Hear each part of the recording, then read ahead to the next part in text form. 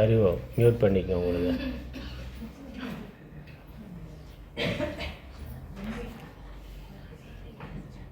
ஓம் சுக்லாம்பரதரம் விஷ்ணும் சசிவர்ணம் சதுர்புஜம் பிரசன்னவதனம் த்யாயேத் சர்வவிக்னோபசாந்தயே.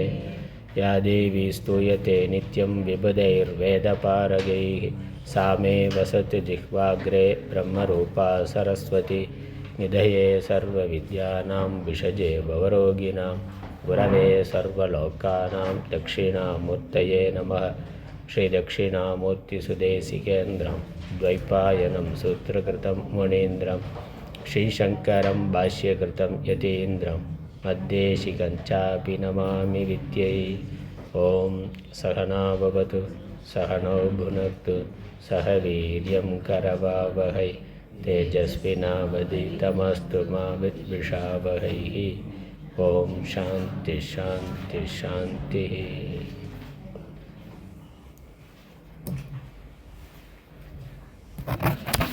ज्ञानोपनिषत् शांति मंत्र. ओम आप्यायन्तु ममांगानि वाक्प्राणश्चक्षुश्रोत्रमथो बलमिन्द्रियाणि च सर्वाणि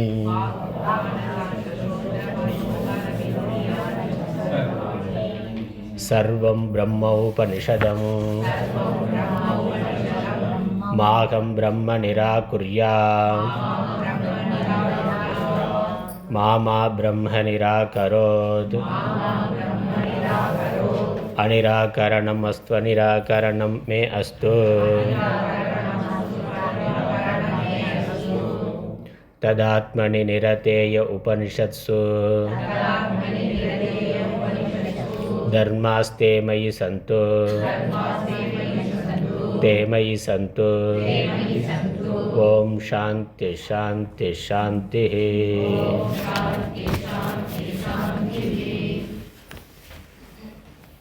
இன்னொரு வீடியோ தமிழோட இருக்குமே இப்போ இந்த அம்சத்தில் ஒன்று தான் காப்பி பண்ணுங்க. இது இல்லை அந்த சான்ஸ்கிரிட். சரி பரவாயில்ல. மந்திரம் மூணாவது மந்திரம் முதல் கண்டம் மூணாவது மந்திரம்.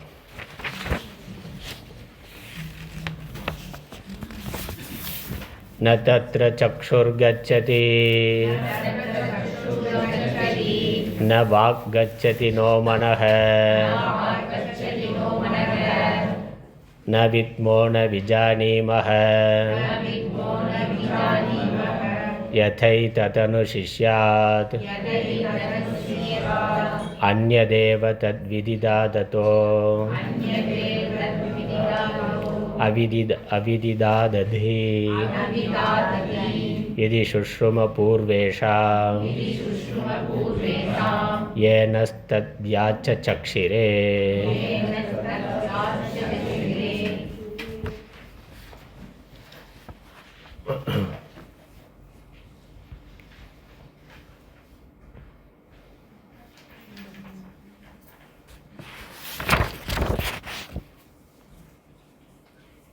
ஆத்மா இந்திரியங்களுக்கு விஷயம் ஆகாது.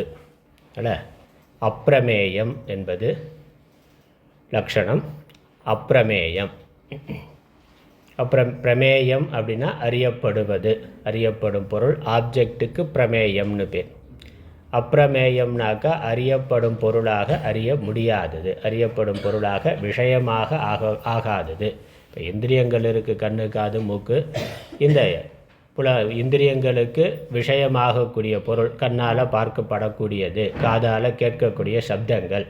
இப்போ அந்த சப்தங்கள், காட்சி, வாசனை இதுக்கெல்லாம் பிரமேயம்னு பேர். அறியப்படும் விஷயம், இந்திரியங்களுக்கு விஷயம்.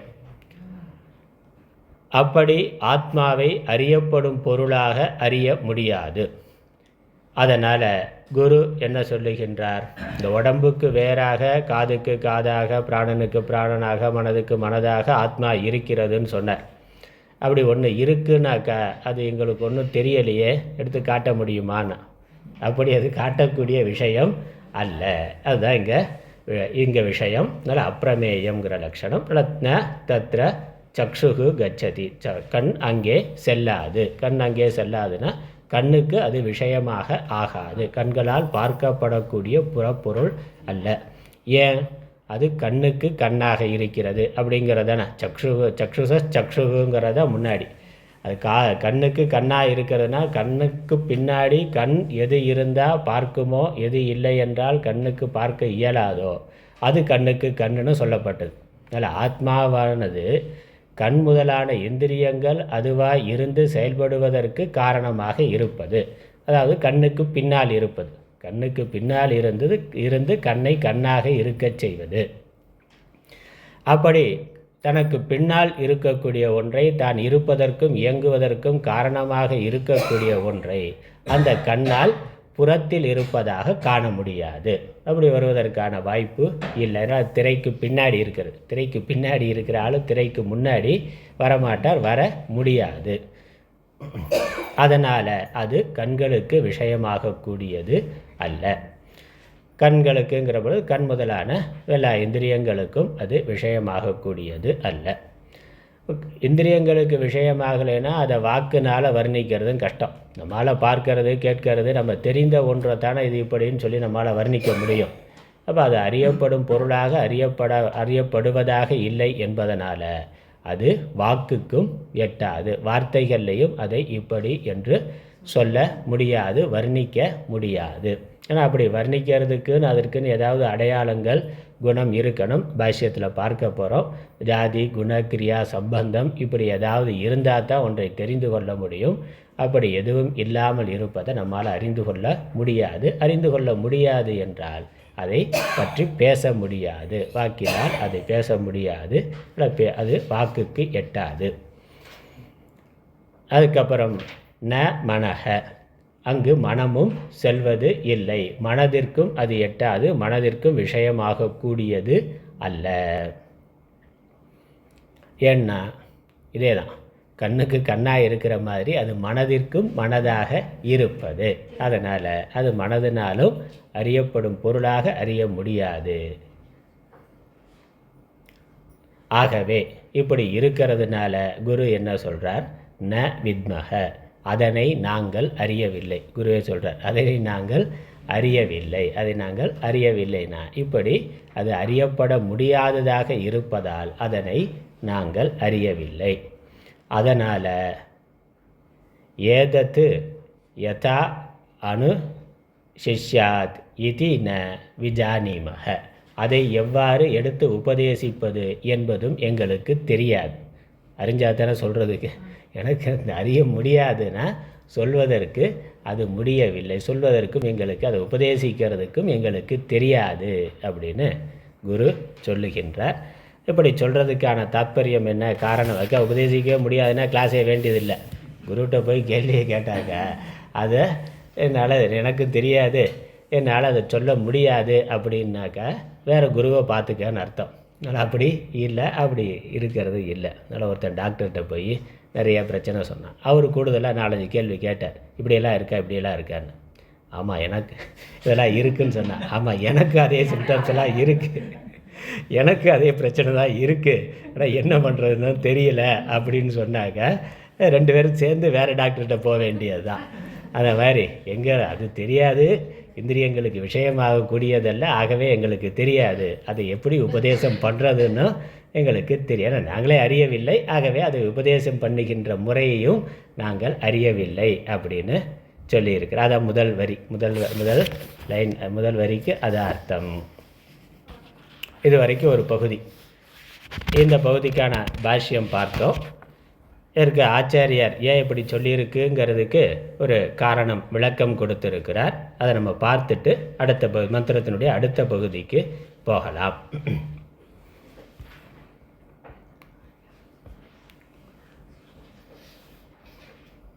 22வது பக்கத்தில், அடுத்த பக்கம் 22வது பக்கம்.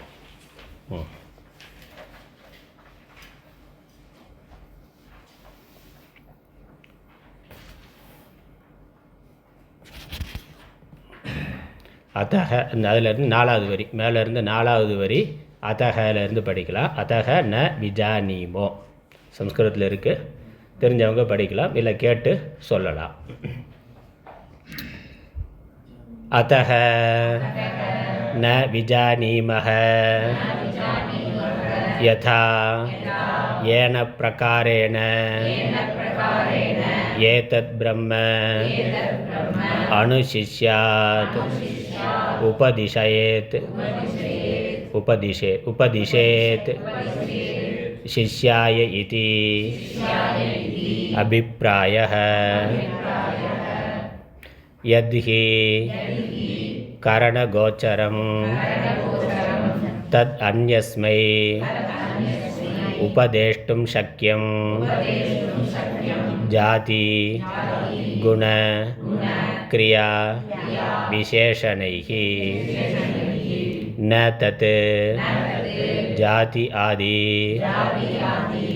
விசேஷணவத் பிரம்ம தஸ்மாத்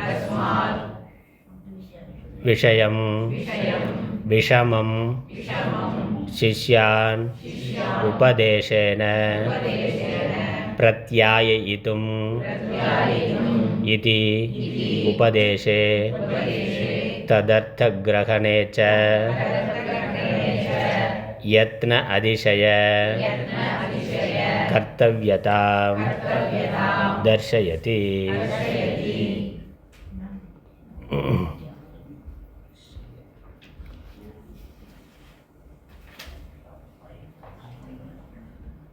இது இந்திரியங்களுக்கு ஆகக்கூடியது இல்லை என்பதனால் அதக ந விஜானீமக என்ன விஜானிமிக யதா ஏன பிரகாரேன இதை எந்த பிரகாரம் எந்த முறையினால் சிஷ்யர்களுக்கு எடுத்து சொல்வது என்று அனுசிஷ்யாத்ங்கிறது மந்திரத்தில் இருக்கிறது. அதுக்கான அர்த்தம் உபதிஷேத் சிஷ்யாய இதி அபிப்பிராய. இது எந்த பிரகாரத்தினால் இதை நாங்களே அறியவில்லை என்பதனால் எந்த பிரகாரத்தினால எந்த முறையினால் இதை எடுத்து சொல்வது என்று தெரியவில்லை. ஏன் எது ஹி கரண கோச்சரம் எது கரணங்களுக்கு விஷயமாகின்றதோ கரணங்களுக்கு கரணகோச்சரம்னா கரணங்களுக்கு விஷயம் ஆவது. தமிழில் கீழே அர்த்தம் பார்த்தாக்கா 1 2 3 4 5 6 9வது வரியிலிருந்து அறிகின்றோம் இல்லை அப்படிங்கிறதுக்கப்புறம் ஆகவேன்னு ஆரம்பிக்குது அந்த வரி. ஆகவே எம்முறையாக இந்த பிரம்மத்தை சிஷ்யனுக்கு உபதேசிக்க கூடுமோ அம்முறையை அறிகின்றோம் இல்லை என்பது கருத்து. ஏன் அறிகின்றோம் இல்லை? எது கரணங்களுக்கு புலனாக கூடியதோ அதுவன்றோ ஜாதி குணம் கிரியை முதலிய விசேஷங்களுடன் பிறருக்கு உபதேசிக்கக்கூடியதாக ஆகும். இப்போ எதற்கு ஜாதி குணம் கிரியை விசேஷணைக்கு விசேஷணம்ங்கிற ஒன்று இந்த 4 இதோட சேர்த்து ரூடி என்று சொல்லும், ரூடியும் சேர்த்து சொல்லுவோம் 5. இந்த 5ம் எதுக்கு இருக்கோ அதுதான் கரணங்களுக்கு விஷயமாவதாக இருக்கும். எது கரணங்களுக்கு விஷயமாகக்கூடியதோ அதைத்தான் ஒருவன் அறிய முடியும், அதைத்தான் மற்றவர்களுக்கும் எடுத்து சொல்ல முடியும். இந்த பிரம்மமானது அப்படி இந்த 4ம் இல்லாதது. அதான் சொல்கிறாரு கரணகோச்சரம் தத்து அந்யஸ்மை உபதேஷ்டும் சக்கியம். எது கரணத்திற்கு விஷயமாகக்கூடியதோ அதை எடுத்து சொல்ல முடியும். விஷயமாகிற பொழுது எப்படி விஷயமாகும்? ஜாத்தியா அல்லது குணமா கிரியையா அல்லது வேறு விசேஷணங்களால் அது விஷயமாகும். பிரம்மம் ந தத்து ஜாதி ஆதி விசேஷணவது. இந்த பிரம்மமானது ஜாதி முதலான விசேஷணங்கள் இல்லாதது. ஆகவே விஷமம். தஸ்மாத் விஷமம்னா சிரமம், எடுத்து சொல்லுதல் கடினம். பிரம்மமானது அந்த அத்தகைய ஜாதி முதலிய விசேஷம் உள்ளது அன்று. ஆகவே சிஷ்யர்களை உபதேசம் மூலம் அறிவுறுத்தல் என்பது விஷமமானதே, முடியாததே ஆகும். விஷமம்னா முடியாதது, முடியாததுன்னா முடியவே முடியாதுன்னு இல்லை, கடினமானதுங்கிற அர்த்தம். அதாவது இப்போ நம்ம ஒரு பொருள் பார்க்குறோம் அப்படின்னா ஏற்கனவே பார்த்துருக்குறோம், குழந்தைக்கு சொல்லணும் அப்படின்னாக்கா காட்டெருமை எப்படி இருக்கும் அப்படின்னு கேட்டாக்கா நம்ம நாட்டெருமையை குழந்தை பார்த்துருக்குறோம், உள்ளூரில் இருக்குது. இப்போ நம்ம உள்ளூர் எருமை எப்படி இருக்குமோ இதே மாதிரி இன்னும் கொஞ்சம் பெருசாக இருக்கும்னா இதை கொஞ்சம் ஒரு பெரிய சைஸில் நினைத்து பார்த்துக்க, அதே மாதிரி காட்டெருமை இருக்கும்னு சொல்லலாம். அப்போ அதே ஜாத்தியில் அதே மாதிரி இருக்கக்கூடிய ஒரு பொருளை வைத்துக்கொண்டு தெரியாத ஒரு பொருளை காட்ட முடியும். அதே மாதிரி அதற்கு இனம் இருந்தால் அதே மாதிரி இருக்கும்னா அதை சொல்லி இது மாதிரி இருக்கும்னு காட்டலாம். இப்போ கடல் எப்படி இருக்கும் அப்படின்னு கேட்டால் எப்படி சொல்கிறது? கடல் பெருசாக இருக்கும்னா நம்ம உள்ளூர் குளம் இருக்க, குளம் பார்த்துருக்கியா, லக்ஷ்மி நகரில் இருக்குது, அதோட பெருசாக இருக்கும் அப்படின்னு சொன்னால் சரியாக வருமா? கொஞ்சமாக சொல்லலாம், அவ்வளோதான். இதை விட பெருசாக இருக்கும் அப்படின்னு சொல்லலாமே வெளியே. அப்போ அதற்கு சமானமாக அதே ஜாத்தியில், ஜாதிங்கிறது அதான், அதே ஜாதியில் அதே இனத்தில் அதே மாதிரி இன்னொரு பொருள் இருக்கிற பொழுது அதை வைத்துக்கொண்டு இது மாதிரி அது இருக்கும் என்று காட்டலாம். இங்கே பிரம்மத்துக்கு சமான ஜாதி, அது ஏக்கம் ஏவ அத்விதீயம்னா அது ஒன்றா இருக்குது, அதற்கு சமமாக அதே மாதிரி இன்னொரு பொருள் இல்லை, ஆத்மா மாதிரி இன்னொன்று இல்லை. ஆகவே அதை எடுத்து காட்ட முடியாது. அதனால் ஜாதி அங்கே இல்லை. அப்புறம் குணம்னா அதற்குன்னு ஏதாவது ஒரு குணம்ங்கிறது அது கருப்பாக இருக்குது, சிவப்பாக இருக்குது, வெள்ளையாக இருக்குனாக்கா அதை நிறத்தை வைத்துக்கொண்டு அந்த குணத்தை வைத்துக்கொண்டு இப்படிப்பட்டதுன்னு அதை காட்டலாம். 4 பேர் இருக்கான், ஒருத்தன் யார் ராமசாமின்னா அந்த நெட்டையாக இருக்கிறவன், குட்டையாக இருக்கிறவன், கருப்பாக இருக்கிறவன் அப்படின்னு ஏதாவது ஒரு அந்த குணத்தை வைத்துக்கொண்டு அதனுடைய அடையாளத்தை விசேஷனம் வச்சுக்கொண்டு அதை வைத்துக்கொண்டு சொல்லலாம். அப்புறம் கிரியானாக்கா அது ஏதோ ஒரு செயல் செய்து ஒரு செயலில் இருக்குனாக்கா அந்த செயலை வைத்துக்கொண்டு அவரை அடையாளப்படுத்தலாம். யார் அவருனாக்கா அந்த மண்டையை சுரிஞ்சிட்டு இருக்காரே அவர் தான்னா ஏதோ ஒரு அடையாளம். 4 பேரில் அவன் ஒருத்தர் மட்டும் ஏதோ ஒரு சேட்டை பண்ணிக்கிட்டு இருக்கிறாருனாக்கா அந்த சேட்டையை வைத்துக்கொண்டு இன்னார் இவர் அப்படின்னு ஒரு அடையாளப்படுத்தலாம். அது கிரியை, ஏதோ ஒரு செயலில் செய்து கொண்டு இருக்கிறாருன்னா அதை அந்த அடையாளத்தை வைத்துக்கொண்டு அவர்னு சொல்லலாம். அப்புறம் விசேஷம்னா வேறு ஏதாவது அவருக்கு அஜெக்டிவ் இருந்தால் அந்த அஜெக்டிவை வைத்துக்கொண்டு இதே போல் அது இருக்கும்னு நம்ம சொல்லலாம். அந்த மாதிரி எந்த விசேஷணமும் பிரம்மத்துக்கு இல்லை. சிறப்புத்தன்மைகளாக அதற்கு வேறு எதுவும் இல்லை.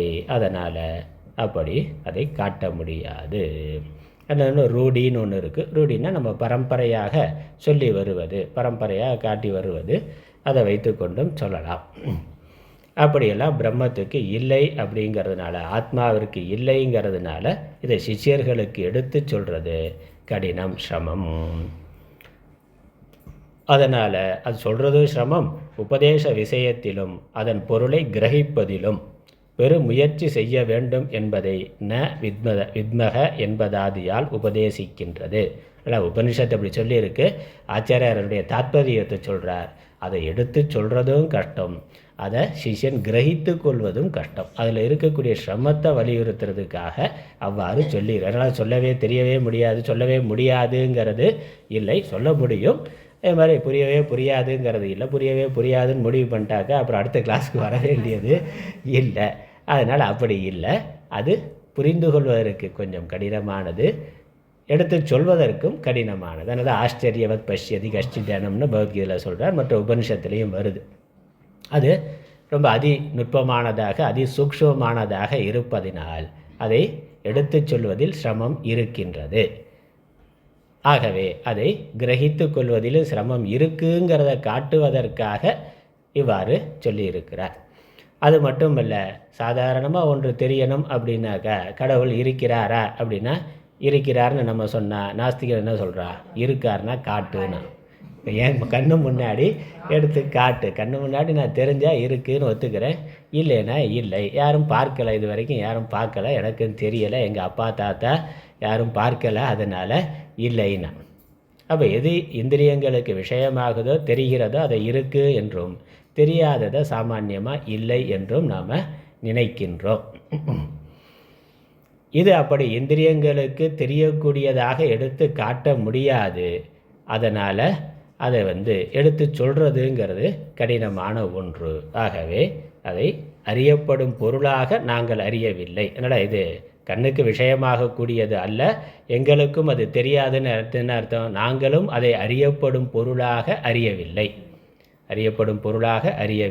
ஆகவே உனக்கும் அதை அறியப்படும் பொருளாக காட்ட முடியாது. அதான் அதனால் அதுக்கு நான் பார்க்கவில்லைன்னா நான் அறியப்படும் பொருளாக பார்க்கலை, அதனால் உனக்கும் அறியப்படும் பொருளாக அதை காட்ட முடியாது. அதே சமயம் நீ தயாராக இருந்தால் உனக்கு நான் எப்படி புரிந்து கொண்டேனோ அப்படி புரிந்து கொள்ள வைக்க முடியும். அதனால் அன்பு இருக்குன்னு அன்பை எப்படி காட்டுறது? நிறையா அன்பு இருக்குது, உங்களிடத்தில் நிறைய அன்பு இருக்குன்னாக்க அதை எப்படி காட்டுறது? ஏதாவது ஒரு சின்ன கிஃப்ட் வாங்கி கொடுக்கலாம். அந்த மாதிரி நம்மளோட பெரிய கிஃப்ட் வாங்கி பக்கத்து வீட்டு ஆள் கொடுத்தாருனாக்கா அப்போ அவனுக்கு மாறி போயிடுது இல்லை, அவர் நிறையா செய்கிறார், அதனால் அன்பு அவருக்கு நிறையா இருக்குது, இவருக்கு குறைவாக தான் இருக்குது அப்படிங்கிற பிரச்சனையெல்லாம் வரும். அப்போ அது அன்பு இருக்குன்னாக்கா இருக்குது, அவ்வளோதான்.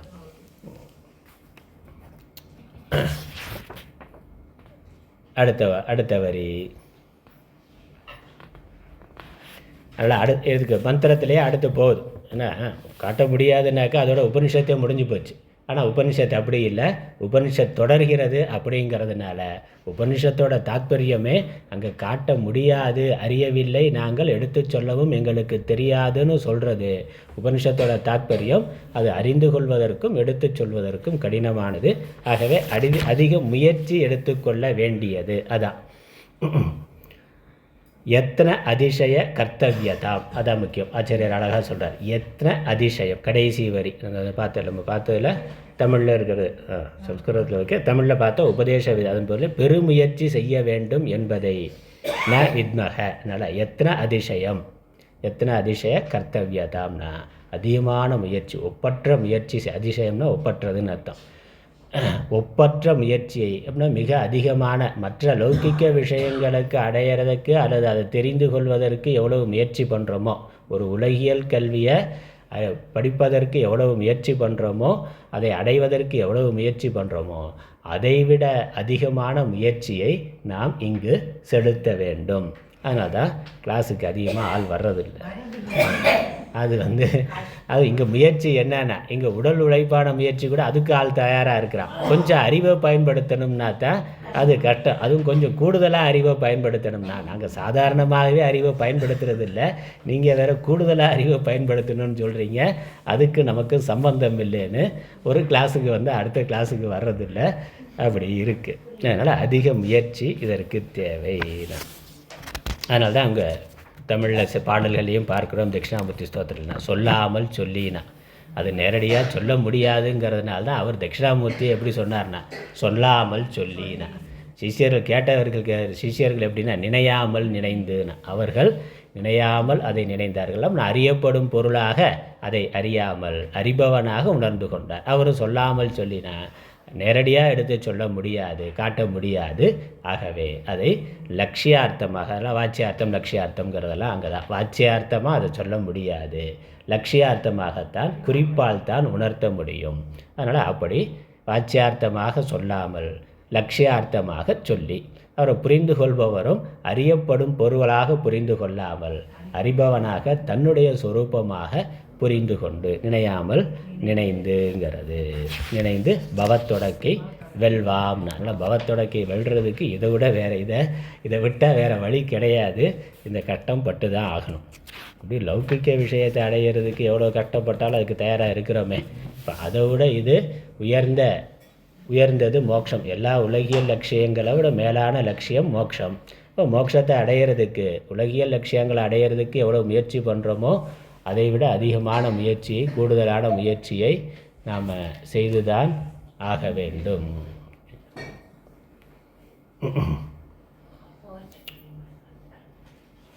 அடுத்த வரி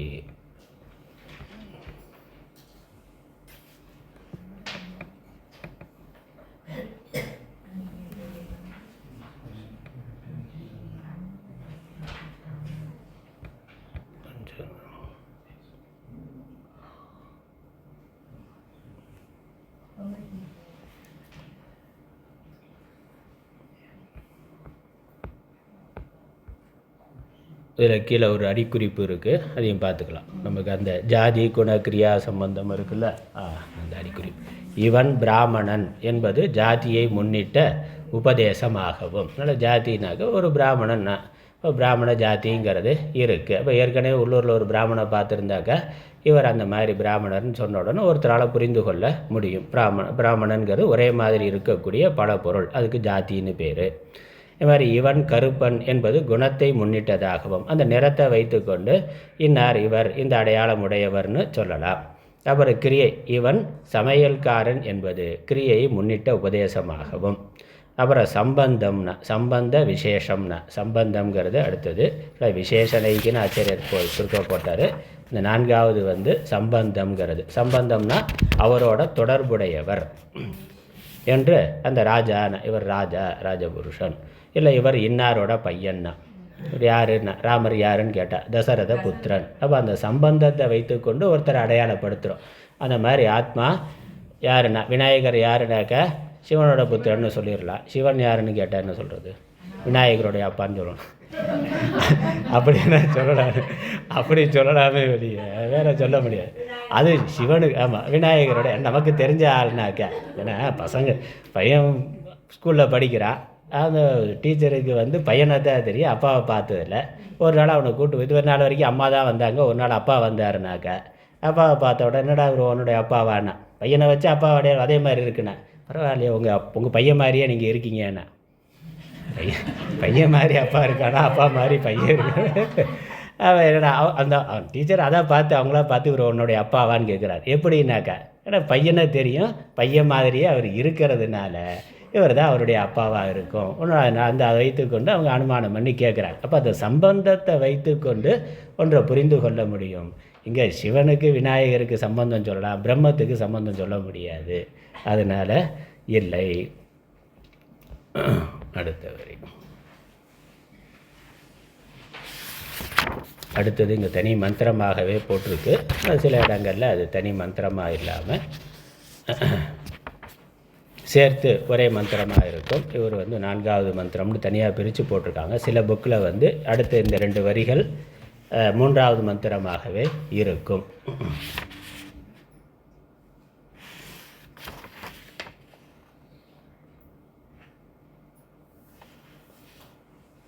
ஒரு வரி விட்டு போயிருக்கு.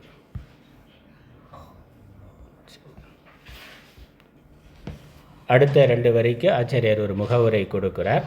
இப்படி அது எங்களுக்கு தெரியாது, உபதேசிக்கிற கிரமமும் தெரியாதுன்னு சொன்னாக்கா அப்புறம் மேற்கொண்டு உபதேசம் எப்படி செல்லுகிறதுங்கிறதுக்காக ஒரு விளக்கம் கொடுக்கிறார். அத்தியந்தம் ஏவ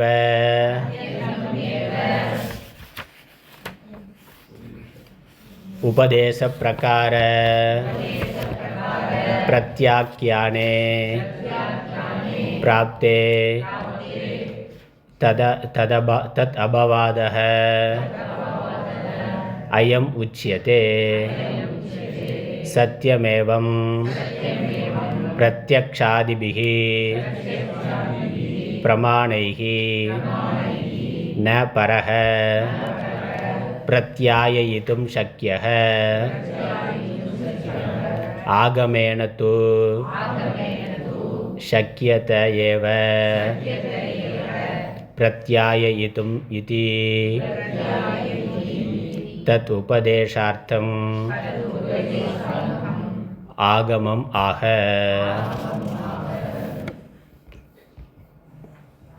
நம்ம படிச்சுட்டோம், இருந்தாலும் திரும்ப படிக்கலாம்.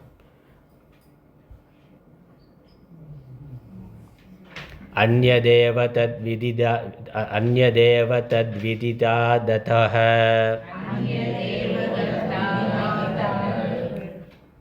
பிரித்து சொல்கிறேன். அந்யதேவ தத்விதிதாத் அதோ அவிதிதாததி இதி சுஷ்ரும பூர்வேஷாம் ஏனஸ்தத்யாச்ச சக்ஷிரே.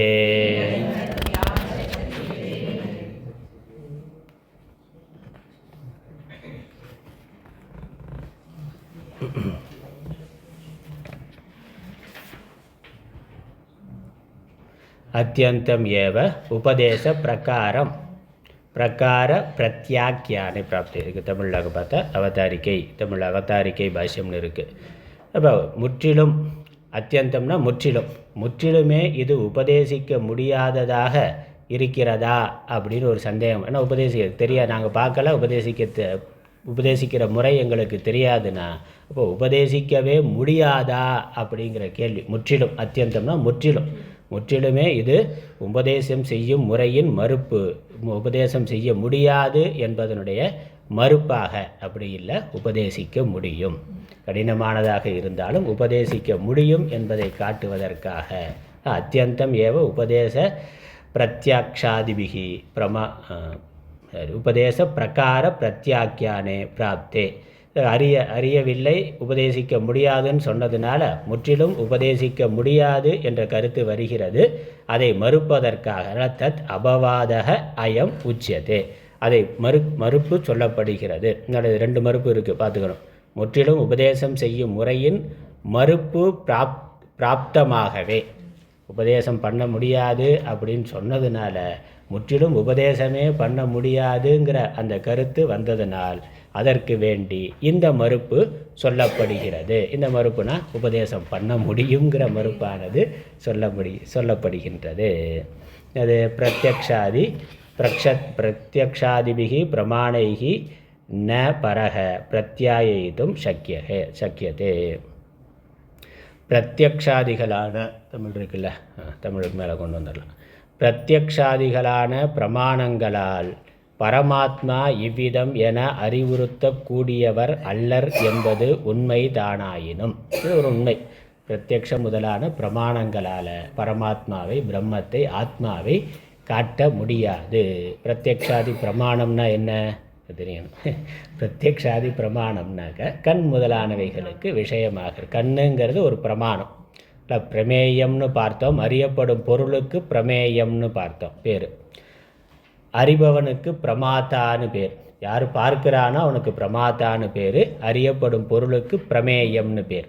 அப்போ இந்த ரெண்டுக்கு நடுவில் அறிய உதவுகின்ற கருவி, சாதனம் இருக்கே, மீடியம், அதற்கு பிரமாணம்னு பேர். அப்போ கண்ணு, காது, மூக்கு, இந்த ஞான இந்திரியங்கள்ங்கிறது விஷயங்களை அறிவதற்கு பிரமார்த்தாவிற்கு பிரமாணமாக இருக்கின்றன.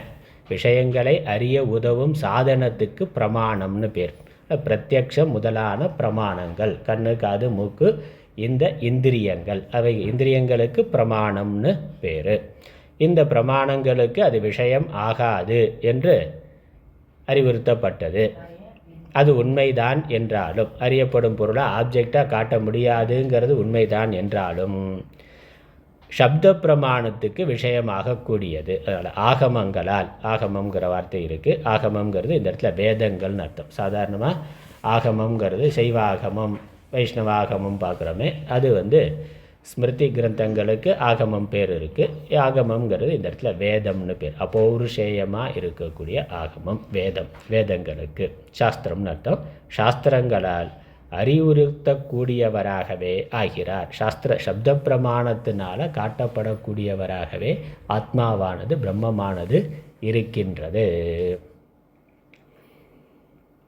அவரை உபதேசிக்க வேண்டி அந்த ஆத்மா, அவரைனாக்க ஆத்மாவை, பிரம்மத்தை உபதேசிக்க வேண்டி அந்யதேவ தத் விதிதாத் அதோ அவிதிதாத் அதி என்ற சாஸ்திரத்தை சொல்லுகின்றது. அடுத்த மந்திரத்தை சொல்லுகின்றது. இது நேரடியாக காட்ட முடியாது. அதே சமயம் சப்த பிரமாணத்தின் மூலமாக அதை காட்ட முடியும். சப்த பிரமாணங்கிறது சாஸ்திரம். அங்கே தான் சாஸ்திரங்கிறது முக்கியத்துவம் உடையதாக ஆகுது. ஆத்மாவை அறிந்து கொள்வதற்கு அல்லது இறைவனை, பிரம்மத்தை, கடவுளை அறிந்து கொள்வதற்கு சாஸ்திரங்கிறது தான் பிரமாணம். சாஸ்திரம்தான் பிரமாணம். சாட்சாத் பிரமாணம் சாஸ்திரம்தான். மற்ற தர்க்கத்தினாலேயோ வேறு எதனாலேயும் ஆத்மாவை அறிந்து கொள்ள முடியாது. ஆனால் கடவுளை நான் தெரிந்து கொள்ள வேண்டும், ஆத்மாவை தெரிந்து கொள்ள வேண்டும்னா சாஸ்திரத்தில் ஸ்ரத்தை இருக்கணும். சாஸ்திரம் சொல்கிற வாக்கியங்களில் ஸ்ரத்தை இருக்கணும். அதனால தான் முன்னாடி சமாதி சட்க சம்பதியிலே ஸ்ரத்தாங்கிறது இருக்குது. சாஸ்திரத்தின் மூலமாகத்தான் அறிந்து கொள்ள முடியும். அப்போ அதை அறிந்து கொள்ளுகின்ற வரைக்கும் சாஸ்திரத்தில் ஸ்ரத்தை இருக்கணும். அறிந்து கொள்கிற வரைக்கும், அறிந்து கொண்ட பிறகு அறிவாகி விடுகிறது. அங்கே சாஸ்திரங்கிறதே தேவையில்லாமல் ஆயிருக்கு. விஷயத்தை தெரிந்து கொண்ட பிறகு சாஸ்திரத்துக்கு வேலை இல்லை. ஆனால் தெரிந்து கொள்ளுகின்ற வரை அதில் நமக்கு ஸ்ரத்தையானது, புரிகின்ற வரை ஸ்ரத்தையானது இருக்க வேண்டும். சாஸ்திரம் அதை சொல்லுது. அது ஒரு முறையில் தெரியாததையும் தெரிய வைக்கிறதுக்கு ஒரு முறை சாஸ்திரம் வைத்திருக்கின்றது. அதனால் அத்தியாரோப அபவாத கிரமம் அப்படிங்கிறலாம் நம்ம சொல்லுகின்றோம். அதி சூக்ஷ்மமாக இருக்கிற விஷயத்தை தெரிந்து கொள்வதற்கு உபதேசம் பண்ணுறதுக்குன்னு ஒரு முறை இருக்கின்றது. அந்த முறையில் சாஸ்திரமானது சொல்லுகின்றது. அந்த முறை என்ன? அதான் அடுத்த மந்திரத்தை படிச்சுட்டோம். மந்திரார்த்தத்தை பார்க்கலாம். ததுனா அந்த பிரம்மமானது. விதிதாத்னா அறிந்து கொண்ட பொருளை காட்டிலும், பிரத்யக்ஷ அனுமான சப்தங்களால் அறியப்பட்ட பொருளை காட்டிலும், வேதனாக்கார அந்தக்கரண விருத்திக்கு விஷயமான பொருளை காட்டிலும். அதான் தமிழாக்கம். தமிழில் இருக்கேன், நான் பாஷ்யத்தை தமிழ் பண்ணி கொடுத்துருக்காங்கன்னா அதில் பிரத்யக்ஷம்னா தெரியணும், அனுமானம்னா தெரியணும், சப்தங்கள்னா அறியப்பட்ட பொருளை காட்டிலும்ங்கிறது தான் தமிழ். அப்புறம் என்னென்னா வேதனாக்கார அந்தக்கரண விருத்திக்கு விஷயமான பொருளை காட்டிலும் அப்படின்னாக்கா அது கஷ்டம்தான். ஆனால் தமிழ் எழுத்தில் இருக்குது, அவ்வளோதான். தமிழ் லிபியில் இருக்குது. அது மெடிக்கலு அல்லது இன்ஜினியரிங்கை தமிழில் படித்தா, கம்ப்யூட்டரதே தமிழ்னா கம்ப்யூட்டர்னு எழுதுகிறேன், அவ்வளோதான். தமிழில் படிக்கிறதுனா தமிழ் லிபியில் எழுதி படிக்கிறது அப்படிங்கிறதா இருக்குது. பல டெக்னிக்கலான வார்த்தையை நம்ம அப்படியே தெரிந்து கொள்வது நல்லது. அதனால் பிரத்யக்ஷங்கிறத பார்த்துட்டோம். இந்த இந்திரியங்களுக்கு விஷயமாகக்கூடியதுக்கு பிரத்யக்ஷம். அப்பிரமேயம்ங்கிறதுக்கு பிரமேயம்ங்கிறதுக்கு இன்னொரு வார்த்தை பிரத்யக்ஷம். இந்திரியங்களுக்கு விஷயமாக இருக்கிறதுக்கு பிரமேயம்னு பேர் சொன்னேன். அதுக்கு இன்னொரு வார்த்தை பிரத்யக்ஷம்னு அர்த்தம். இந்திரியங்களுக்கு முன்னாடி இருக்கிறது. அனுமானம்னாக்கா இந்த பிரத்யக்ஷத்தினால தெரியாத சில விஷயங்களை அனுமானத்தினால தெரியக்கூடிய விஷயங்களை வைத்துக்கொண்டு அனுமானத்தினாலையும் நாம் அறிய முடியும், அறிவை பெற முடியும். அதுக்கு அனுமானம்னு பேர். என்னது? நெருப்பு தெரியும், நேராக கண்ணுக்கு முன்னாடி எரிஞ்சதுனாக்கா நெருப்பை பார்த்து நெருப்பு இருக்குன்னு சொல்கிறோம். அப்போ நெருப்பு இருக்கிறது எப்படி உனக்கு தெரிஞ்சதுன்னா, கண்ணுக்கு முன்னாடி தெரியுது, நான் பார்க்குறேன், நான் தான் பார்த்து சொல்லுகின்றேன். கண்ணுக்கு விஷயமாகக்கூடியதாக நெருப்பு இருக்குது. ஆனால் பிரத்யக்ஷ பிரமாணத்தினால் அறிந்து நெருப்பு இருக்கிறது என்று நான் சொல்லுகிறேன்.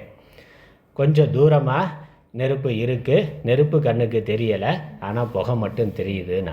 வீட்டில் சமையல் பண்ணிக்கிட்டு இருக்கிறாரு, புகை கூண்டு வழியாக, அந்த பழங்கால சமையல் முறை. இப்போ இல்லை, இப்போ புகை கூண்டே இல்லை, புகை கூண்டு வழியாக புகை மேலே வந்துக்கிட்டு இருக்குனாக்கா அவன் என்னது வீட்டில் அடுப்பு எரிஞ்சிக்கிட்டு இருக்கு அப்படிங்கிறது தெரிகின்றது. நீங்கள் நெருப்பை தான் பார்க்கலையே, அங்கே நெருப்பு இருக்குதுன்னு எப்படி உங்களுக்கு தெரிஞ்சதுன்னா, பிரத்யக்ஷத்துக்கு விஷயமாகலை, நேரடியாக பார்க்கலை, ஆனால் எப்படி அங்கே அடுப்பு எரியுது, ஏதோ சமையல் பண்ணிக்கிட்டு இருக்காங்க அப்படின்னு சொல்கிறீங்க அப்படின்னாக்க அந்த புகையை பார்த்து.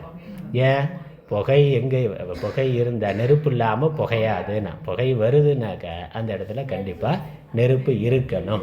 அப்போ அந்த புகைங்கிற பிரத்யக்ஷ விஷயத்தை வைத்துக்கொண்டு அதற்கு காரணமான நெருப்பை, அதனுடைய இருப்பை நாம் அறிந்து கொள்ளுகிறோம். அவ்வாறு அறிந்து கொள்வதுக்கு அனுமானம்னு பேர். அனுமான பிரமாணம். அதனால் அனுமானமும் பிரமாணம். அனுமானத்தின் மூலமாக ஒன்றை அறிந்து கொள்ளலாம். அதே மாதிரி உபமான பிரமாணம்னு இருக்குது. ஒரே மாதிரி இருக்கக்கூடிய இன்னொரு பொருளை வைத்துக்கொண்டு அறிந்து கொள்ளலாம். அது உபமானம். எடுத்துக்காட்டு அப்படிங்கிறதுலாம் நிறைய வருது. அது உபமான பிரமாணம். அது இல்லாமல் அதுக்கப்புறம் அர்த்தாபத்தி பிரமாணம் இருக்குது. அனுபலப்தி பிரமாணம்ங்கிறதெல்லாம் நம்ம வேதாந்த சாஸ்திரத்தில் 5 பிரமாணம் ஏற்றுக்கொள்கிறோம். 6வது பிரமாணமாக சப்த பிரமாணம், ஆகம பிரமாணம்ங்கிறது இருக்குது. அர்த்தாபத்தி பிரமாணம்ங்கிறது ஒரு பொருளை வைத்துக்கொண்டு சமகாலத்தில் இல்லாமல், இதுவும் அனுமானத்துக்குள்ளே வர்றது தான். அர்த்தாபத்திங்கிறதும் அனுபலப்தியும் அனுமானத்துக்குள்ளே வர்றது தான். ஆனால் சமகாலத்தில் இல்லாமல் பிறகு தெரிகின்ற ஒரு அடையாளத்தை வைத்துக்கொண்டு முன்னர் நடந்த விஷயத்தை தெரிந்து கொள்வதுக்கு அர்த்தாபத்தி பிரமாணம்னு பேர். அதில் அனுமான பிரமாணத்தில் நெருப்பு புகையை பார்க்குற அதே சமயத்தில் அங்கே நெருப்பு இருக்குது. சமகாலத்தில் அங்கே உள்ள நெருப்பு எரிந்து கொண்டு இருக்குது, மேலே புகைங்கிறது நமக்கு தெரிகின்றது. புகை மட்டும்தான் தெரியுது, இருந்தாலும் நெருப்பு இருக்கிறது அப்படிங்கிறத நம்ம தெரிந்து கொள்ளுகிறோம் சமகாலத்தில். இப்போ தூங்கி எழுந்திரிச்சு காலையில் வெளியே வாசலில் பார்த்தாக்கா யாரோ வாசல் தெளித்து விட்டு போயிருக்காங்க. நம்ம வீட்டில் மட்டும் இல்லை, தெருவெல்லாம் ஈரமாக இருக்குது. அப்போ என்னது? இரவு மழை பெய்திருக்கிறது. நம்ம பார்த்தது ஈரத்தை தான், மழையை நேரடியாக பார்க்கலை. ஆனால் இந்த ஈரத்தை வைத்துக்கொண்டு தெருமுழுக்க ஈரம் இருக்குனாக்க மழை இரவில் பெய்திருக்க வேண்டும். மிக சமகாலத்தில் இல்லை, பெஞ்சது எப்பயோ 2 மணி நேரம் 3 மணி நேரம் 4 மணி நேரத்துக்கு முன்னாடி பெஞ்சிருக்கலாம். இல்லை வேறு ஊருக்கு போனோம்னா தெருவோரம் ஈரமாக இருக்கிற தண்ணி நிற்கிறத பார்த்து 2 நாளைக்கு முன்னாடி பெஞ்ச மழையாக கூட இருக்கலாம். ஆனால் மழை பெய்திருக்குன்னு சொல்லி சமகாலத்தில் இல்லை, ஆனால் பின்னாடி இருக்கக்கூடிய ஒரு பொருளை வைத்துக்கொண்டு முன்னால் நடந்ததை புரிந்து கொள்ளுகிறோம். அதற்கு அர்த்தாபத்தின்னு பேர். ஒரு அர்த்தத்தை வைத்து இன்னொரு அர்த்தத்தை, சம்பந்தமுடைய அர்த்தத்தை எடுத்துக்கொள்ளுதல். அப்புறம் இன்னொரு பிரமாணம் இருக்குது, அனுபலப்தி பிரமாணம். அனுபலப்தினாக்க விஷயம் ஆகாததுங்கிறதே ஒரு பிரமாணமாக இருக்கின்றது. கண்ணுக்கு தெரியலைன்னா இல்லைன்னா, இருக்கு இல்லைன்னா, இருக்கிறத பார்த்து இருக்கானா, பூனை இருக்கானா, இருக்கிறது இங்கே தான் இருக்குன்னா. இங்கே யானை இருக்கான்னு கேட்டால் யானை இல்லைன்னு. பூனை இருக்குன்னு எப்படி சொன்னீங்க? பூனை கண்ணால் பார்த்தே சொன்னேன். யானை இல்லைங்கிறது எப்படி சொன்னேன்? அதுவும் பிரத்யக்ஷந்தான், ஆனால் பார்த்தே தெரியலை, ஆகவே இல்லைன்னா. இருந்தால் தெரிந்திருக்கும், தெரியவில்லை, ஆகவே இல்லை. அதனால் அனுபலப்தின்னு பேர். விஷயம் ஆகாததுங்கிறதே ஒரு அறிவை தருகின்றது. அது ஒரு அறிவு தானே, இல்லைங்கிறது ஒரு அறிவு. அனுபலப்தி பிரமாணம். இப்படி பிரமாணம் 5 பிரமாணம் இருக்குது. நம்ம வேதாந்தத்தில் ஏற்றுக்கொள்கிறது. அதுக்கு மேலே வேறு பிரமாணங்கள் இருக்குது, நமக்கு அது வேண்டியதில்லை. ஆகம இது புராண இதிகாசங்கள் எல்லாம் ஐதிக்கியம்னு ஒரு பிரமாணம், அதையும் சொல்லுகிறார்கள். அப்புறம் சம்பவம் அப்படின்னு ஒரு பிரமாணம் இருக்குது. அதெல்லாம் நம்ம வேதாந்தத்துக்குள்ளே இல்லை. நம்ம இந்த 5 தான் ஒத்துக்கொள்கிறோம். அதற்கு மேலே சப்த பிரமாணம். சப்த பிரமாணங்கிறது வேதங்கள் நமக்கு சப்த பிரமாணமாக இருக்குது. இந்த பிரத்யக்ஷ பிரமாணத்திலையும் சப்த பிரமாணம் இருக்குது. அது இப்பொழுது நம்ம நேராக கேட்கறது. நேரடியாக வெளியே ஒரு காக்கா கத்துதுனாக்கா காதில் கேட்கிறோம், அந்த சப்தத்தை வச்சு காக்கா இருக்குதுன்னு தெரிந்து கொள்கிறோம். அந்த சப்தம் நேரடியாக இப்போ நம்ம கேட்கிறோம். காக்காயும் இப்போயே இங்கேயே வெளியே இருக்கிறது. அப்போ அது சப்தம். இது என்ன, எந்த பறவையினுடைய ஒளின்னு கேட்டாக்கா அந்த ஒளியை வைத்துக்கொண்டு இது பறவை, இது குயில் என்று சொல்ல முடிகிறது. அது காதுக்கு அப்பொழுதே விஷயமாகிறது. ஆனால் இந்த சாஸ்திரங்கிறது அதுவும் சப்த பிரமாணம் தான். நமக்கு தெரியாத விஷயங்களை பற்றிய சப்தத்தின் மூலமாக தெரிவிக்கின்றது. சொர்க்கம் இருக்குனாக, சொர்க்கம் இருக்குங்கிறது எப்படி நமக்கு தெரியும்? சாஸ்திரம் சொர்க்கம் இருக்குது, நரகம் இருக்குது என்று சொல்லுகின்றது. அப்போ சாஸ்திரத்தில் இருக்க அந்த சப்தத்தை, அந்த வாக்கியங்களை வைத்துக்கொண்டு சாஸ்திரத்தில் எனக்கு ஸ்ரத்தை இருக்குது, ஆகவே சொர்க்கம் என்னுடைய மத நூல் சொல்லுகின்றது, சொர்க்கம் இருக்குது, நரகம் இருக்குது, புண்ணியத்தினால சொர்க்கத்துக்கு போகலாம், பாப்பம் இருந்தால் நரகத்துக்கு போவோம் அப்படின்னு சாஸ்திரங்கிறத பிரமாணமாக எடுத்துக்கொண்டு நான் சொர்க்க நரக்கங்கிறதை ஏற்றுக்கொள்கிறேன் அப்படின்னா அங்கே சாஸ்திர பிரமாணம். அதனால் அது சப்த பிரமாணம். அப்படி ஆத்மா இருக்கிறது, பிரம்மம் இருக்கிறது, பிரம்மமே ஆத்மாவாக இருக்கிறதுங்கிறது வேறு கண்ணு முதலான எந்த பிரமாணத்துக்கும் விஷயமாகாது. சாஸ்திரம்தான் அதை தெளிவாக சொல்லுகின்றது. பெருமனே சொல்கிறது மட்டுமல்ல, அது எப்படி என்று நமக்கு விளக்கி புரிய வைக்கின்றது. அதனால் இங்கே பிரத்யக்ஷ அனுமான சப்தங்களால், பிரத்யக்ஷத்தினாலோ அனுமான சப்தங்களாலோ அறியப்படும் பொருளை காட்டிலும், நமக்கு பிரமேயமாக விஷயமாக இருக்கக்கூடிய பொருளை காட்டிலும் அந்நியதேவ வேறுபட்டதே ஆகும். அது வேறுபட்டதாக இருக்கின்றது. அதாவது அந்த பிரம்மம் இருக்குது, அந்த பிரம்மம் அறியப்படும் பொருளுக்கு வேறுபட்டதாக இருக்கின்றது. முதல் விஷயம், நமக்கு அறியப்படும் பொருள்னா பார்க்கக்கூடிய பொருளுக்கு அனைத்திற்கும் அது வேறுபட்டது. நம்ம பதார்த்தம் முழுக்க பார்த்துட்டு அப்புறம் அதுக்கு இன்னும் கூடுதல் விளக்கம் பார்க்கலாம். அடுத்தது அவிதிதாததக, அதி அறியப்பட்டதற்கு மாறானவற்றை காட்டிலும் அது வேறுபட்டதுன்னா, அறியப்பட்டதற்கும் வேறானது. அப்போ அறியப்படாததான, அறியப்படாததற்கும் வேறானதுன்னு, அறியப்பட்டதற்கும் நமக்கு அறியப்படுவதாய் இருப்பதற்கும் வேறானது, அறியப்படாததாய் இருப்பதற்கும் வேறானது, காரியத்திற்கும் காரணத்திற்கும் வேறானது அப்படிங்கிற அர்த்தம். அறியப்படுவதாய் இருக்கிறதுனா நமக்கு முன்னாடி இருக்கிற எல்லா பொருளுமே. சில பொருள்கள் இப்பொழுது நம்ம கண்ணுக்கு முன்னாடி நேராக இருக்கலாம், அதை நம்ம பிரத்யக்ஷம் பார்க்குறோம். வேறு எங்கேயோ அமெரிக்காவில் வேறு நாட்டில் பூமியோட இன்னொரு பகுதியில் இருக்கக்கூடிய ஒரு பொருள் அப்படின்னாக்கா அது நமக்கு அறியப்படாத பொருள், அப்படி தானே? இப்போ நேராக பார்க்க முடியல, ஏதோ ஒரு பக்கத்தில் இருக்குது, இந்திரியங்களுக்கு விஷயமாகாதது, அதை பரோட்சம்னு சொல்கிறோம். இப்போ பிரத்யக்ஷம் பரோட்சம். நேராக இருக்கிறது பிரத்யக்ஷம், கண் நம்மளுடைய இந்திரியத்தினுடைய எல்லைக்கு அப்பால் இருக்கிறது பரோட்சம். அப்படி 2 இருக்குது. ஆனால் எது பரோட்சமாக இருக்கோ அது பிரத்யக்ஷமாக ஆக முடியும். நம்ம பூமியோட அந்த பக்கத்துக்கு போனாக்க நேராக பார்க்க முடியும். அப்போ இப்போ தெரியலைன்னாலும் இன்னொரு காலத்தில் தெரியக்கூடியதாக இருக்கிறது எல்லாத்தையுமே நம்ம பிரமேயங்கிறதுக்குள்ளே கொண்டு வந்துடலாம். அறியப்படக்கூடிய விஷயங்கிறதுக்குள்ளே கொண்டு வந்துடலாம். இன்றைக்கி தெரியலாம், நாளைக்கு தெரியலாம், நம்ம முயற்சி பண்ணால் இன்னொரு காலத்தில் தெரிந்து கொள்ளலாம். அப்படி எவ்வளவோ விஷயங்கள் இந்த பூமியில் பிரபஞ்சத்தில் இருக்குன்னு அறிவியலுக்கு எட்டாத எவ்வளவோ விஷயங்கள் இருக்குது. 100 வருஷத்துக்கு முன்னாடி தெரியாததை இப்போ தெரிந்திருக்கிறோம். இன்னும் ஒரு 1000 வருடங்களுக்கு பிறகு இதுவரைக்கும் அறிவியலில் கண்டுபிடிக்கப்படாத பல விஷயங்கள் கண்டுபிடிக்கப்படலாம். ஆனால் இன்றைக்கோ ஒரு நாள் அது அறியப்படக்கூடியதாக இருக்கின்றது. அதனால் இந்த பிரத்யக்ஷ விஷயம் அப்படிங்கிறதுல அறியப்படுவதற்கு சாத்தியமாக இருக்கக்கூடிய எல்லா விஷயங்களையும் சேர்த்து கொள்ளணும். அதற்கு வேறானது ஆத்மா. ஏன்னா ஆத்மா யார்? நான், அறிபவன். இந்த அறிபவன் எனக்கு புறத்தில் இருக்கக்கூடிய உலகத்துக்குள்ளே அறிபவனை நான் கொண்டு வர முடியுமான்னு கொண்டு வர முடியாதே. அது நான் வேறு, அது அறிபவன், அது வேறு. இந்த இவன் அந்த குரூப்புக்குள்ளே வரவே முடியாத ஒரு ஆள். அப்படி ஒன்று. இன்னொன்று, இது காரியம். எதெல்லாம் நம்மளால் பார்க்க முடிகிறதோ அதெல்லாம் காரியமாக இருக்கிறத நம்ம பார்க்குறோம். இதற்கு காரணமாக மூலமாக கண்ணுக்கு தெரியாத ஒன்று இருக்கும். அதுக்கு அவிதிதாத்னு பேர்.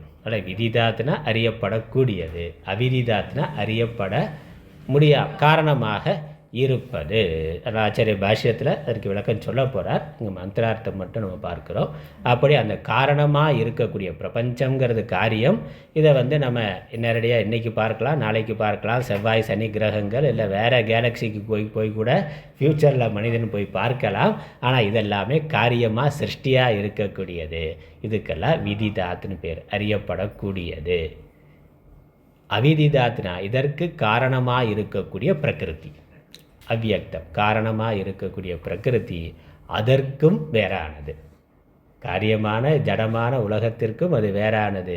இதற்கு காரணமான பிரகிருதிக்கும் அது வேறானது. அப்போ என்னது? அது சேத்தனம், சைத்தன்ய ஸ்வரூபம்.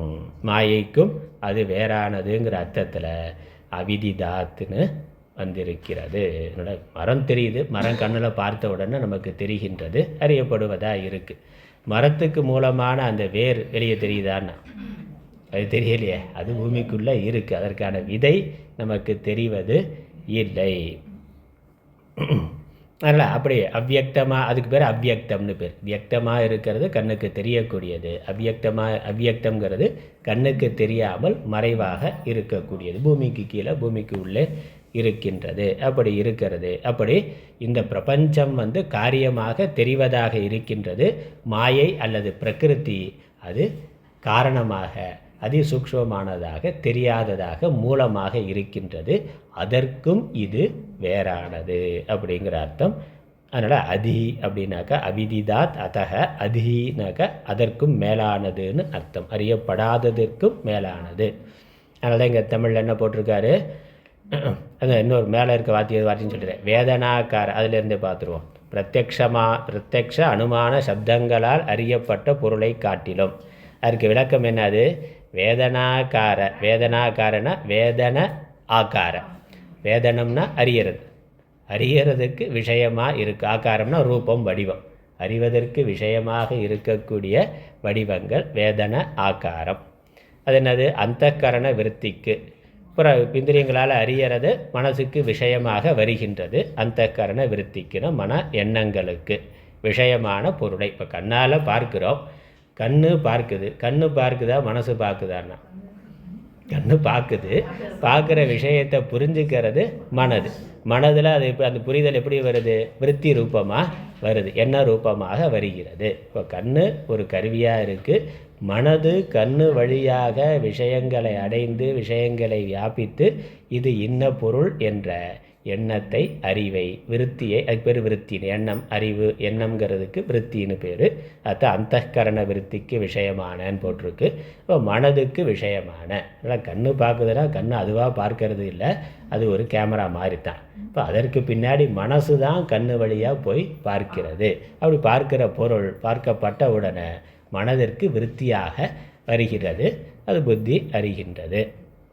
அதனால் அப்படி அதனால் வேதனாக்கார அந்தக்கரண விருத்திக்கு விஷயமான பொருளை காட்டிலும் அந்நியது ஏவ, அது வேறுபட்டதே ஆகும்.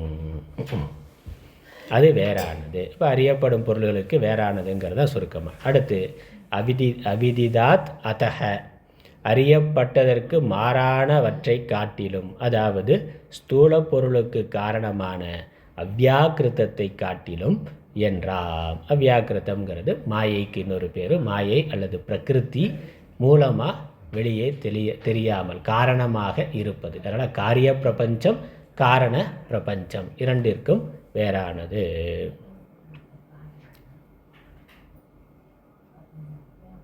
சரீரமாக எடுத்துக்கொண்டாக்கா ஸ்தூல சரீரம், காரண சரீரம். ஸ்தூல சூக்ஷ்ம சரீரம் ரெண்டுமே அறியப்படக்கூடியது. காரண சரீரம் அறியப்படுவதா இல்லை. இந்த ஸ்தூல சூக்ஷ்ம காரண சரீரங்களுக்கு வேறானது ஆத்மா என்றார். இது என்று ஏ நக, அந்த நகன எங்களுக்குன்னு அர்த்தம். ஏன்னா எவர், யார், அவங்களுடைய குருவை பற்றி சொல்கிறார். இந்த குரு எங்களுக்கு இப்படி சொல்லி இருக்கிறார். எப்படி? அந்த ஆத்மாவானது அறியப்பட்டதற்கும் வேறானது, அறியப்படாததற்கும் வேறானதுன்னு எங்களுக்கு எங்களுடைய குருமார்கள் தத், அந்த பிரம்மத்தை பற்றி வியாச்ச சக்ஷிரே, தெளிவாய் உபதேசித்தனரோ. இதுதான் தெளிவாக உபதேசிக்கிறது.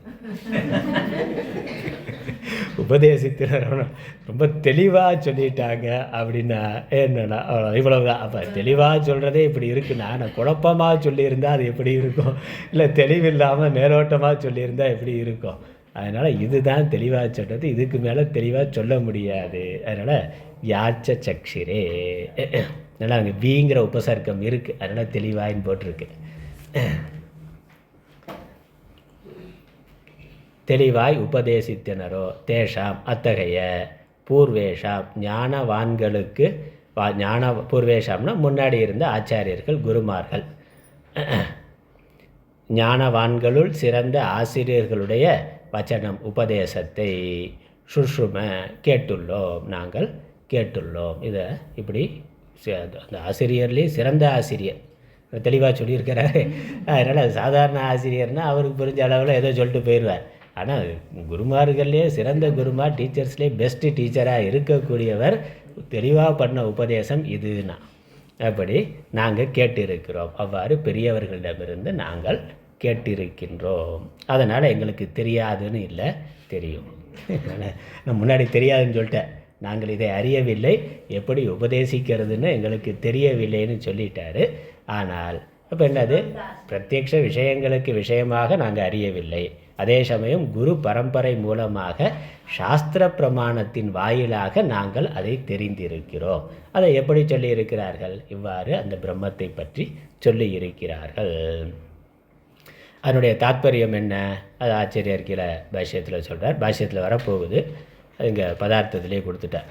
ஆச்சாரிய உபதேச பரம்பரையை ஒட்டி இதை அறிந்து கொள்ள வேண்டுமே அல்லாது வேறு எம்முறையாலும் அறிய இயலாது என்பது கருத்து. அதனால் குரு சிஷ்ய பரம்பரை மூலமாக சாஸ்திரத்தின் வாயிலாகத்தான் அறிந்து கொள்ள முடியும். இதுக்கு வேறு எந்த ஷார்ட்கட்டும் இல்லை, வேறு வழியே கிடையாது. இப்படித்தான் அறிந்து கொள்ள வேண்டும். சரி, அதுக்கப்புறம் பாஷ்யம் ஆரம்பிக்குது, நமக்கு முடிச்சுக்கலாம். இது அதனால் மந்திரார்த்தம் தான் பார்த்துருக்குறோம், 2 வரிக்கான மந்திரார்த்தம் பார்த்துருக்குறோம். ஆச்சாரியர் இதுக்கு இன்னும் ரொம்ப அழகாக விளக்கம் கொடுக்கிறார். ஒன்றொன்றுக்கும் அடுத்த வகுப்பில் அடுத்த வாரம் பார்க்கலாம். ஓம் ஈஸ்வரோ குருராத்மேதி மூர்த்திபேத விபாகினே வியமவத்யாப்ததேகாய தட்சிணாமூர்த்தயே நமः. ஓம் பூர்ணமதः பூர்ணமிதம் பூர்ணாத் பூர்ணமுதச்யதே பூர்ணஸ்ய பூர்ணமாதாய பூர்ணமேவாவசிஷ்யதே. ஓம் சாந்தி சாந்தி சாந்தி. ஹரி ஓம்.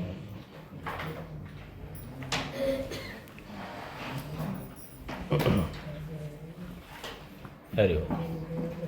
3 மணிக்கு சம்ஸ்கிருத கிளாஸ், மாலை 4:30 வகுப்பு ராமாயணம்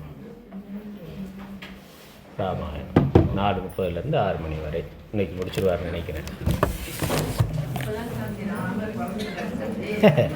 அதெல்லாம் முடிக்கணும்னா ஓட்டி முடிச்சிடுவார். வேறு டைம் இல்லை, அதெல்லாம் முடிச்சிடுவார்.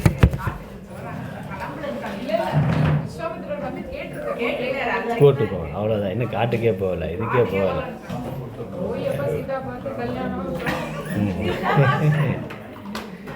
அதெல்லாம் அவர் மெதுவாக சொல்கிறதுன்னு சொல்லுவார். அப்புறம் ஓட்டி 10 நிமிஷத்தில் முடித்தாலும் முடிச்சிடுவார்.